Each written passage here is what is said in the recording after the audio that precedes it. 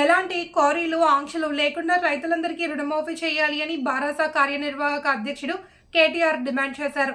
రుణమాఫీ రాష్ట్ర ప్రభుత్వ వైఖరిని నిరసిస్తూ రంగారెడ్డి జిల్లా చేవెళ్లలో నిర్వహించిన ఆందోళనలో ఆయన మాట్లాడారు.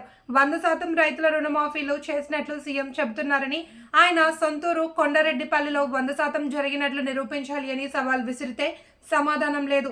6 గ్యారంటీలు ప్రజలకు ఇచ్చిన ఇతర వాగ్దానాల అమలుపై సమాధానం చెప్పే సత్తా లేదన్నారు. అసెంబ్లీలో ఎమ్మెల్యే సబితా ఇంద్రారెడ్డి ప్రశ్నిస్తే ఆమెను అవమానపరిచారని, భారత హయాంలో లేని సాంకేతిక సమస్యలు ఇప్పుడెందుకు వస్తున్నాయని అన్నారు. కొండారెడ్డిపల్లె దమ్ముంటే నువ్వు నేను పోదాం. కొండారెడ్డిపల్లె సెక్యూరిటీ వద్దు, అధికారులు వద్దు, ఎవరొద్దు, ఒకటే కారులో పోదాం. మనం పోయి ప్రజల కాడ కూర్చున్నాం, రైతుల కాడ కూర్చున్నాం.